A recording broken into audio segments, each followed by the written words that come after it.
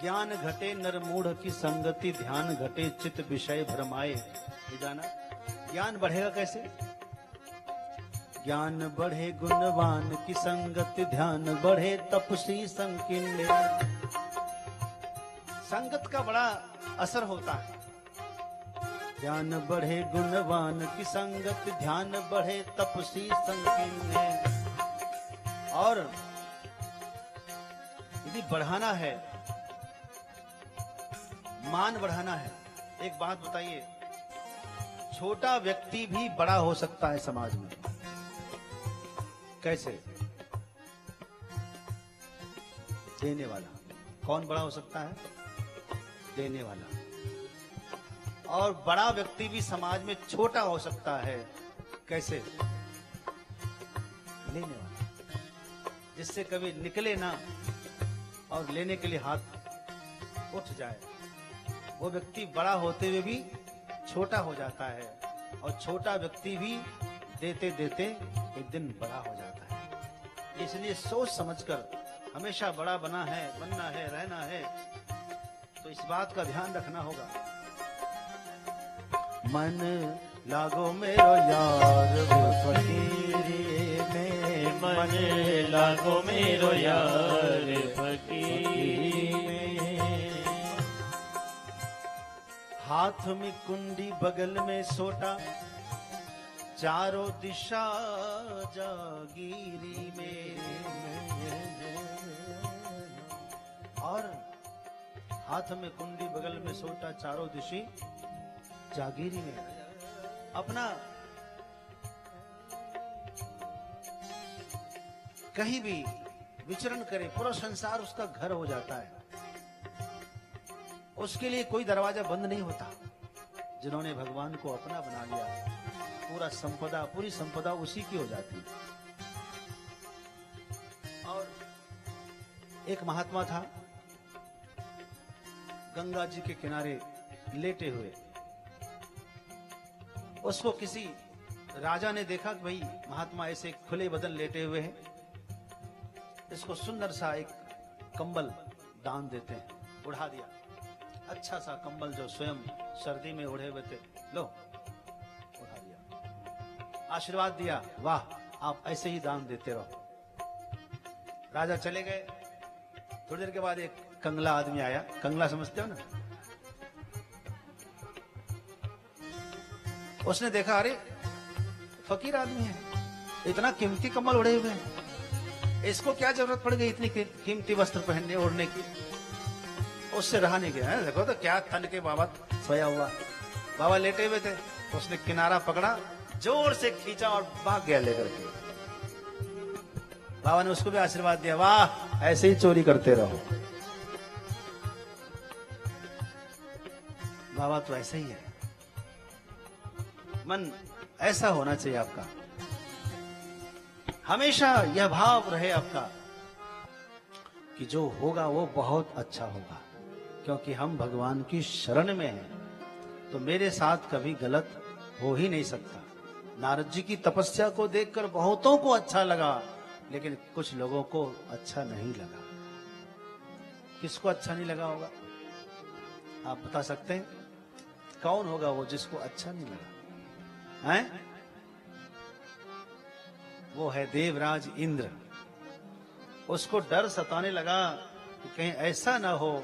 वैसे तो देवर्षि नारद जी सर्वसमर्थ हैं, सब कुछ इनको प्राप्त है, रिद्धि सिद्धि कुछ चाहिए नहीं, सब कुछ इनके पास है, फिर ये तपस्या क्यों कर रहे हैं? कहीं ऐसा तो नहीं कि ये हमारा स्वर्ग लेना चाहते हैं? समाज में कोई ज्यादा सामाजिक बन जाए, थोड़ा नाम होने लग जाए, अखबारों में छपने लग जाए, तो कुछ लोगों का सिंहासन हिलने लगता है, दर्द होने लगता है। कहीं ऐसा तो नहीं कि चुनाव में खड़ा होगा है? इस बात का उनको सदा डर बना रहता है।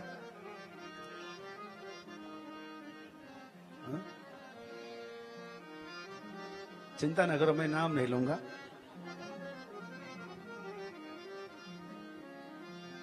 नहीं तो आप ऐसे लोगों की नजरों में आ जाएंगे। तो देवर्षि नारद की तपस्या को देखकर इंद्र को चिंता हो गई। अब नारद जी तो समाधि में, पूछे तो बताए कैसे, वो तो समाधि में है। रात दिन उसको नींद नहीं आएगी। देवराज इंद्र ने सोचा कैसे भी इनकी तपस्या को भंग करना है। कामदेव को भेजा, और किसको भेजा? ऋतुराज बसंत को भेजा, बहुत सारी अप्सराओं को भेज दिया, जाओ कैसे भी करके नारद जी की तपस्या को भंग करके ही आना। सब लोग आए, बहुत कोशिश कर लिए, लेकिन नारद जी की तपस्या भंग नहीं कर पाए, क्योंकि उस क्षेत्र में कामदेव का प्रभाव होता ही नहीं था, है ना। जैसे कहीं भी आप देखे होंगे, कहीं जेमर लग जाए, जेमर समझते हो, लगने के बाद मोबाइल का टावर तो दिखता है लेकिन कोई काम करता नहीं, फोन आएगा भी नहीं और जाएगा भी नहीं। उस क्षेत्र में मानो शिव जी का ऐसा प्रभाव था कि कामदेव का कोई प्रभाव होता नहीं था। सब हार गए, नाच नाच के अप्सराओं के घुंघरू टूट गए। बसंत राग रागनी छेड़ के गा गा के थक गए, लेकिन नारद जी को जगा नहीं पाए। आखिरी में सब कोई प्रणाम करने आए, और प्रणाम करके कामदेव ने कहा, देव ऋषि नारद जी की जय हो, कामजयी नारद की जय हो। मैं कामदेव अपनी हार स्वीकार करता हूं, आपको प्रणाम करके अब जा रहा हूं। नारद जी की आंखें खुल गई। नारद जी ने कहा कि तुम कौन हो? मैं कामदेव हूं महाराज। यहां कैसे? महाराज आया था आपको, आपकी तपस्या भंग करने के लिए। क्यों? इंद्र ने भेजा था। इंद्र ने क्यों भेजा तुमको? इसलिए महाराज, इंद्र को लगा कि आप कहीं स्वर्ग पाने की इच्छा से तपस्या तो नहीं कर रहे। नारद जी ने कहा, ना जाओ, कह देना मुझे स्वर्ग नहीं चाहिए, मुझे लोभ नहीं है स्वर्ग का। अच्छा महाराज, एक बात पूछूं, आपको मेरे ऊपर क्रोध नहीं आया? बोले, ना, तुम पर क्या क्रोध करना, तुम क्या चीज हो, क्यों क्रोध करे तुम पर भाई? बोले, महाराज एक बात कहूं? क्या? आप तो महान हैं। अरे हम कैसे महान हैं?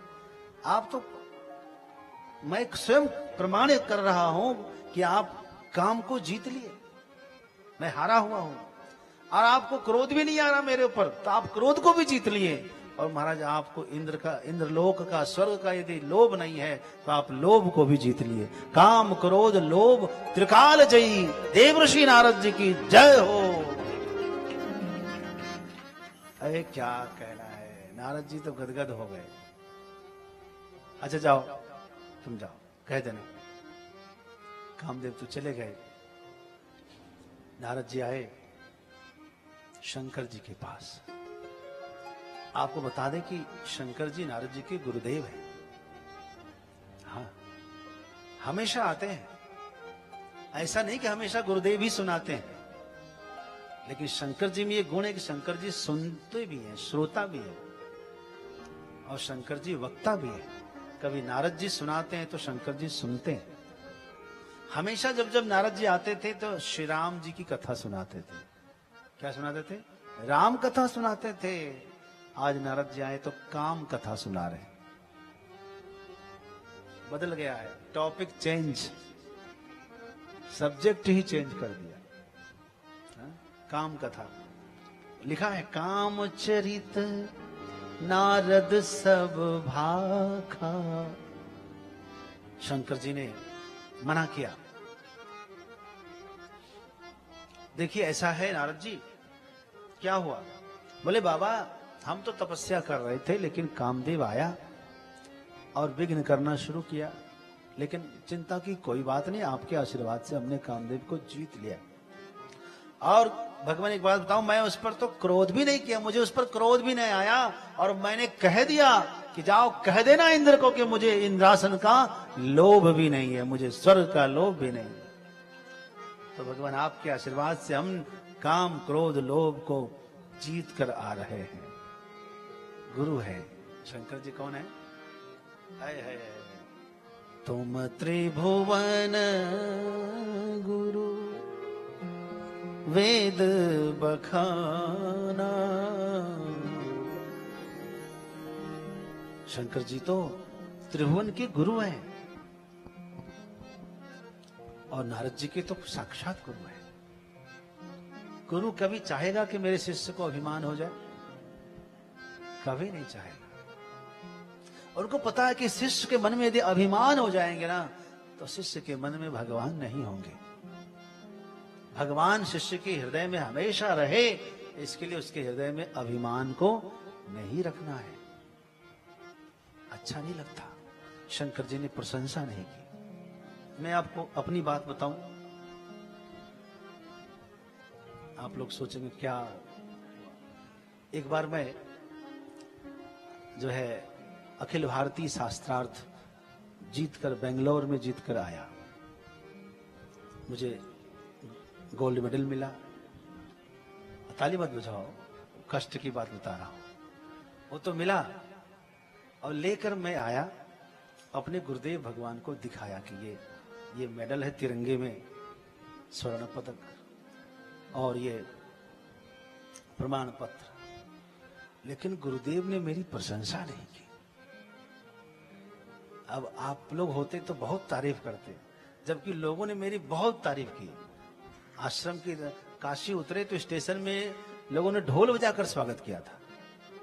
लेकिन उस घटना को जब मैं गुरुदेव को बताया, गुरुदेव ने एक शब्द भी मेरी प्रशंसा में नहीं कहा। ये मैं हकीकत बता रहा हूं।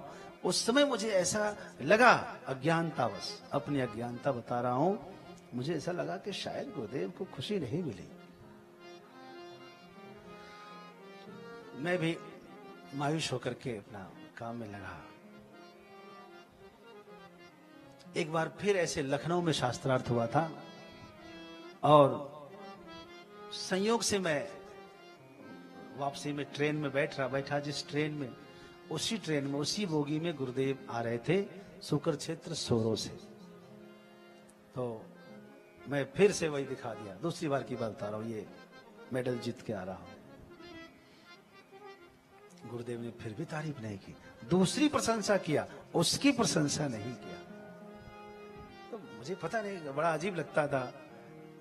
एक बार और कहीं पटना में कार्यक्रम था, मैं स्वयं गीता पर प्रवचन कर रहा था। दूसरे सब संतों की प्रशंसा की, मेरी प्रशंसा नहीं की। मुझे सब याद है। तो मुझे गुरु भाई ने, विद्यानंद स्वामी जी ने कहा कि देखा कि तुम्हारी प्रशंसा तो किया नहीं, हम लोगों की तारीफ किया। मैं कुछ बोला, क्या बोलूं भाई, हाँ ठीक है। लेकिन मुझे पता नहीं था गुरुदेव क्या चाहते थे। ये तो अब मुझे समझ में आता है कि गुरु क्या चाहते हैं। वो चाहते हैं कि ये सब प्राप्त करके कहीं आपके मन में अभिमान ना हो जाए और कहीं आप वहीं के वहीं ना रुक जाएं। इसीलिए वो तो और ऊपर उठाना चाहते हैं आपको, इसलिए प्रशंसा नहीं करते। आप जानते होंगे, चूंकि आप एक पिता हैं, आप एक माता हैं, अपने बच्चों की सफलता पर माँ बाप को क्यों खुशी नहीं होगी? कितनी खुशी होती है, बच्चों से ज्यादा खुशी होती है। लेकिन उस समय सहले एक आदमी था, मूर्ति बनाता था। इतनी अच्छी मूर्ति बनाने लगा कि सब उसकी प्रशंसा करने लगे, लेकिन उसके पिता प्रशंसा नहीं करते थे, कुछ नहीं बोलते। और इसका मतलब और अच्छा बनाएगा, और अच्छा बनाने लगा। फिर वो घूमने लगा, दूर दूर स्थानों में जाए और सब जगह की मूर्तियां देखे, कलाकृति देखे, और सबसे सुंदर बनाया उसने एक बार। अब तो वो नाराज हो गया अपने ही पिता से कि ये पिता है कि क्या है? मैंने इतनी अच्छी मूर्ति बनाई है, हूबहू बनाई है, लेकिन एक बार भी ये तारीफ नहीं करते। नाराज हो गए। उसकी नाराजगी को लोगों ने भांप लिया। जाकर उसके पिता से कहा, एक बार आप अपने बच्चे की प्रशंसा क्यों नहीं करते? उसने कहा कि मैं प्रशंसा तो, अरे मैं पिता हूं, कौन कहता मुझे खुशी नहीं? मुझे खुशी उससे ज्यादा है। लेकिन जिस दिन मैं वाह वाह करके पीठ थपथपा दूंगा ना, उस दिन वो प्रयत्न करना बंद कर देगा, उसी वाहवाही में रुक जाएगा। मैं चाहता हूं कि हर बार यही कहता हूं कि और कोशिश करो, और कोशिश करो। आज यहां तक आगे बढ़ा है और मैं चाहता हूं एक दिन पूरे संसार भर में सर्वश्रेष्ठ मूर्तिकार मेरा पुत्र बने। इसीलिए मैं तारीफ नहीं करता, मैं उनकी कोशिश की सराहना का अच्छा प्रयास किया, ऐसा कहता हूं। तो बंधुओं, पुत्रों की प्रशंसा करनी चाहिए लेकिन उसके मुंह पर कभी नहीं करनी चाहिए। सामने में बिल्कुल नहीं। अच्छा प्रयास किया, क्या बोलना? आप पीछे उसकी प्रशंसा करना, लोगों के सामने प्रशंसा करना। हाँ, ये इतना धैर्य वाला पुत्र भी होना चाहिए, इतना धैर्य होना चाहिए, बहुत बड़ी बात है। देवर्षि नारद जी की स्थिति को देखकर शंकर जी समझ गए। शंकर जी ने कहा कि नारद जी, ये सब तो ठीक है, आपने जीत ही लिया, अच्छी बात है, लेकिन ये प्रसंग को आप खत्म कर दीजिए यहीं पर, इसकी चर्चा कहीं भी मत करिए। अब आप बताइए, जिसने इतने बड़ा मेडल जीता हो, 3 मेडल, काम जयी, क्रोध जयी, लोभ जयी, वो आदमी चुप रह सकता है?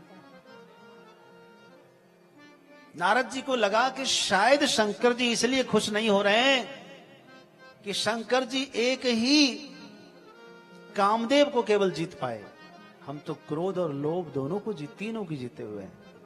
शंकर जी से हम आगे निकल रहे हैं, इसीलिए गुरुदेव हमारी प्रशंसा नहीं कर रहे हैं। उनको ऐसा लगा। नारद जी प्रणाम करके चले गए। शंकर जी समझ गए बंदा मानने वाला है नहीं। 2 शिवगण साथ में भेज दिए, जाओ नारद जी का देखो तो हुआ क्या, हश्र क्या है। पीछे पीछे गए। नारद जी कहाँ रुकने वाले, ब्रह्मलोक भी गए, ब्रह्मा जी ने भी कुछ समझाया होगा। उसके बाद बीना बजाते बजाते बाबा पहुंच गए भगवान विष्णु के पास। भगवान विष्णु भी कम नहीं, समझ गए और बाहर आकर के खड़े होकर स्वागत किया। आइए आइए आइए देवर्षि पधारिए, और अपने ही आसन पर बैठने के लिए जगह दिया। नारद जी बैठ गए। नारद जी को ऐसा लगा कि शायद हम भगवान विष्णु के बराबर हो गए, इसलिए मुझे अपने ही आसन पर बैठने के लिए कह रहे हैं। अच्छा एक बात बताइए, पिता की कंधे पर बैठकर बच्चा यदि दूर तक देखने लग जाए तो क्या बच्चा पिता से बड़ा हो गया? पिता करे हम तो उस कुर्सी तक देख रहे हैं, पिताजी अरे हम तो वो दीवार के उस पार जो कुर्सी है उसको भी देख रहे हैं, आप तो नहीं देख पा रहे।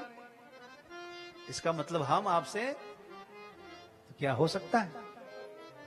नहीं हो सकता। गुरु गुरु ही रहता है, पिता पिता ही रहता है।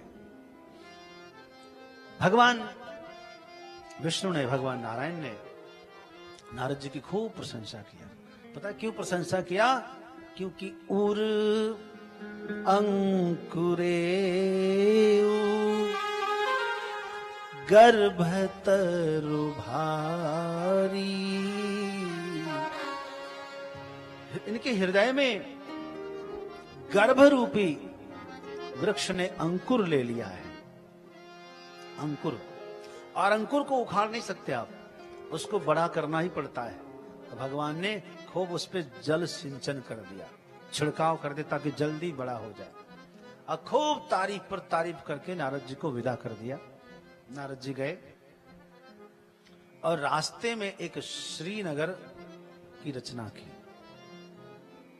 श्रीनगर आप देखेंगे, बद्रीनाथ से ऋषिकेश उतरेंगे ना तो रास्ते में एक श्रीनगर है। ये वो श्रीनगर नहीं है जो कश्मीर में है, ये यहाँ का श्रीनगर है। हाँ, जोशीमठ से भी नीचे पड़ता है श्रीनगर, बड़ा सुंदर है, इसकी रचना बड़ी सुंदर है। यहाँ के नर नारी बड़े सुंदर सुंदर। नारद जी ने देखा, वाह इतना सुंदर लोग यहाँ के, इतना सुंदर नगर, यहाँ के राजा कौन है? बोले यहाँ के राजा है शील निधि। किधर राजधानी? बोले यही पास में। नारद जी पहुंचे, राजा ने स्वागत किया नारद जी का और कुछ भोजन कराया, जलपान कराया और अपनी कन्या का हाथ दिखाया। नारद जी देखकर गदगद हुए। भाई उसकी कन्या के भाग्य में लिखा था इसका जो पति है, इसका पति तीनों लोगों का स्वामी होगा, इसका पति कभी युद्ध में कोई हारने वाला नहीं होगा, अजर अमर होगा। तो नारद जी ने सोचा कि वैसे मैं काम, क्रोध, लोभ तीनों जीत कर शंकर जी से आगे तो हो गया हूं, परंतु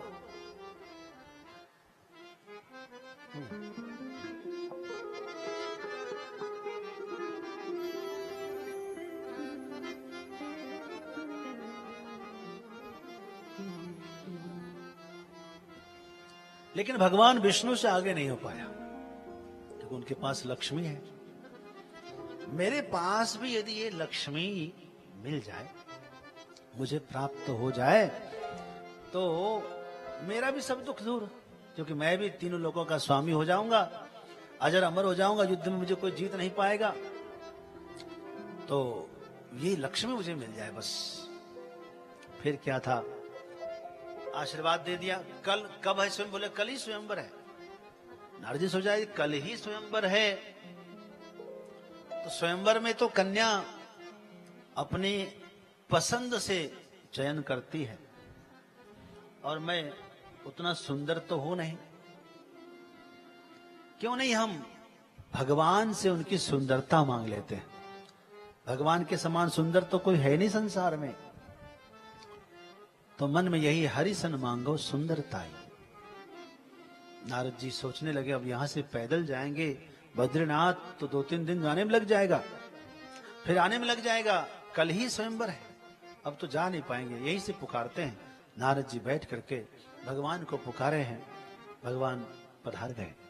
क्या बात है, कहा प्रभु सब कुछ तो ठीक है आपके आशीर्वाद से, किंतु एक कामना है। क्या नारद जी, आपको भी कामना? बोले हाँ प्रभु, मैं विवाह करना चाहता हूं, और एक अच्छी सी कन्या हमने देख लिया है, यहाँ की इस नगर के शील निधि की राजकुमारी है, उससे आपकी आज्ञा हो तो। भगवान ने कहा हाँ हाँ क्यों नहीं। कहा प्रभु आप तो मेरा भला ही चाहते, हमेशा चाहेंगे ही, पुत्र का भला हो हर पिता चाहता है, तो मेरी भलाई जिसमें होगी आप वही काम करें। बिल्कुल मैं वही करूंगा, आपकी भलाई जिसमें होगी। तो हाँ प्रभु, लेकिन प्रभु एक समस्या है। क्या? अपना आपन रूप देहु प्रभु मोही, आन भांति पावो नहीं ओही। प्रभु अपना रूप प्रदान कर दीजिए, तभी वो मिल पाएगी। भगवान ने जाते जाते कहा कि नारद जी, जिसमें आपका भला होगा वो मैं अवश्य करूंगा, मेरा यही काम है। नारद जी ने ध्यान नहीं दिया। भगवान आगे कह रहे थे कि रोगी बुखार से पीड़ित हो और वो छाछ पीने के लिए मांगे तो क्या डॉक्टर देता है? नहीं देता ना। इस बात को नारद जी सुने ही नहीं। नारद जी समझे मेरा काम हो गया, चल दिए। भगवान ने हरि सैन मांगो सुंदरताई, किसके जैसा? हरि। हरि का तो कई अर्थ होता है। हरि का अर्थ बंदर भी होता है, हरि का अर्थ सिंह भी होता है। अच्छा वह सिंह का नहीं दिया, तो क्या क्या हो जाता। भगवान ने बंदर का दिया और पूरा स्वरूप अपने जैसा दे दिया। कन्या ने माला नहीं पहनाई। आखिर में भगवान स्वयं राजकुमार बनकर आए। कन्या ने उसे वरमाला पहनाई। भगवान के साथ वो कन्या चली गई। नारद जी परेशान थे। शिव जी के गण जो पीछे से देख रहे थे, शिव गण ने कहा बाबा बहुत परेशान लग रहे हो, एक बार जाकर अपना मुखारविंद तो देखो पहले। नारद जी गए, जल में अपना मुख देखा, बड़ा क्रोध आया। तुरंत उन दोनों शिवगणों को श्राप दे दिया, राक्षस हो तुम दो, पापी कपटी, तुम पापी हो कपटी हो, जाओ राक्षस बनो। उसने कहा बाबा अरे हम तो पत्रकार हैं, हम कैसे हमको क्यों श्राप दिया? हमने क्या बिगाड़ा आपका? अरे श्राप तो उनको दीजिए जाकर जिसने आपको ये रूप दिया। अच्छा ठीक है, जाता हूं, उनको भी नहीं छोड़ूंगा। नारद जी गए, भगवान को रास्ते में देखा, श्राप देने लगे। बंचे मोही जवनि धर देहा, सोई तन धरहु शाप मम एहा। मुझे युवराज का रूप बनाकर ठगे हो, युवराज बनना पड़ेगा, राजकुमार बनना पड़ेगा, मनुष्य बनना पड़ेगा। एक बात और कहा, कपि आकृति कीन तुम मोरी। आपने मुझे कपि का रूप दिया, बंदर का रूप दिया। मैं श्राप देता हूं, एक दिन यही बंदर आपको काम आएगा। श्राप दिया। आपने मुझे पत्नी के लिए रुला दिया, विवाह करने नहीं दिया। मैं श्राप देता हूं, आप भी पत्नी के लिए रोएंगे, आपको भी रोना पड़ेगा पत्नी के लिए। भगवान हंसते हंसते सब श्राप सिर पर ले लिए। चलो कम से कम मेरा विवाह तो हो ही जाएगा, है? और आपने कहा कि हम पत्नी के लिए रोएंगे, इसका मतलब पत्नी अच्छी मिलेगी, तभी तो कोई रोता है पत्नी के लिए। अच्छी पत्नी ना हो तो थोड़ी कोई रोता है। अच्छी पत्नी मिलेगी। आपने कहा कि बंदर मेरी सहायता करेंगे। इस स्वार्थ भरी दुनिया में कौन किसकी सहायता करता है? कम से कम जिसकी सहायता बंदर भी करने लगे, उसको जीत से कोई रोक नहीं सकता। नारद जी ने कहा, आपको मेरे पर क्रोध नहीं आया, गुस्सा नहीं हुआ? बोले ना, आपका हर श्राप मैं शीश पर धारण करता हूं। भगवान ने अपनी माया को उतार लिया। नारद जी तो बड़ा पछताने लगे, हे भगवान, मिथ्या हो शाप मोरा, मेरा शाप झूठा हो जाए, असत्य हो जाए। हे भगवान, मैंने क्या कर दिया? प्रभु को श्राप दिया। तब भगवान विष्णु ने कहा कि गुरु की बात आपने नहीं मानी। किसकी बात नहीं मानी? हाँ, गुरु के वचन प्रतीत न जेहि, गुरु के वचन प्रतीत न जेहि, सपने हो सुलभ सुख सिद्धि तेहि, हो सपने हो सुलभ सुख सिद्धि तेहि। गुरु के वचन में